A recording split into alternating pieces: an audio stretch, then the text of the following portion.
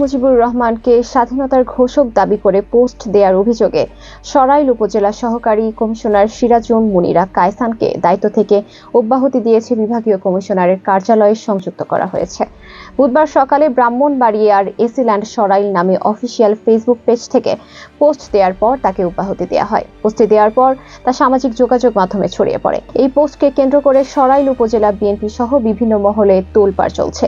এ ঘটনার পর সরাইল অন্নদা উচ্চ বিদ্যালয়ের মাঠে স্বাধীনতা দিবসের অনুষ্ঠানে যাওয়ার পর সেখানে উপস্থিত উপজেলা বিএনপির নেতাকর্মীদের তোপের মুখে পড়েন এসিল্যান্ড। এরপর তিনি মাঠ থেকে দ্রুত ফিরে আসেন। পোস্ট দেওয়ার প্রায় 1 ঘন্টার মধ্যে পোস্টটি মুছেও ফেলা হয়।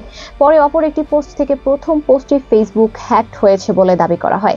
তবে এই ঘটনাকে সরাইল উপজেলা বিএনপির পক্ষ থেকে নাটক দাবি করে এসিল্যান্ডকে দ্রুত অপসারণের দাবি জানানো হয়। এরপরই সিরাজুম মুনিরা কায়সানকে তার দায়িত্ব থেকে প্রাথমিকভাবে অব্যাহতি দিয়ে চট্টগ্রাম বিভাগীয় কমিশনারের কার্যালয়ে সংযুক্ত করা হয়। বিষয়টি সংবাদ মাধ্যমকে নিশ্চিত করেন উপজেলা নির্বাহী কর্মকর্তা মোশাররফ হোসাইন।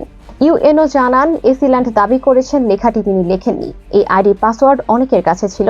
জেলা প্রশাসক বলেছেন তাকে আপাতত দায়িত্ব থেকে অব্যাহতি দেওয়ার জন্য, পাশাপাশি বিষয়টি তদন্ত করার নির্দেশনা দিয়েছেন। তদন্তের পর ঊর্ধ্বতন কর্তৃপক্ষের নির্দেশনায় তার ব্যাপারে পরবর্তী ব্যবস্থা নেওয়া হবে। তবে সাংবাদিকরা সহকারী কমিশনার সিরাজুম মুনিরা কায়সানের মোবাইলে একাধিকবার কল দেওয়া হলেও তিনি রিসিভ করেননি। পোস্টে লেখা ছিল, পৃথিবীর বুকে বাংলার নাম আজ উজ্জ্বল, লড়াইয়ের ইতিহাসে লেখা হলো অনন্য মহিমা, সেখানে বীরত্বের গান বাজে নিঃশব্দে, শাসক গোষ্ঠীর শৃঙ্খল ভেঙে মুক্তির সীমানা।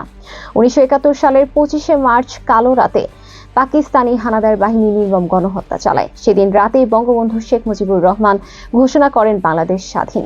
এরপর শুরু হয় মুক্তিযুদ্ধ। দীর্ঘ 9 মাসের রক্তক্ষয়ী সংগ্রামের পর 16ই ডিসেম্বর বিজয় অর্জিত হয়, কিন্তু এর ভিত্তি স্থাপিত হয়েছিল 26শে মার্চেই। তাই এই দিনটি আমাদের স্বাধীনতার প্রতীক, সংগ্রামের চেতনা এবং আত্মত্যাগের মহিমায় উজ্জ্বল। অর্জিত স্বাধীনতা কেবল একটি ঘটনা নয়, জীবনধারায় প্রাত্যহিকতায় মুক্তির আবেশ, দায়িত্ব এদেশের প্রতিটি সন্তানের কাঁধে। আগামী দিনে গড়তে হবে সোনার বাংলাদেশ।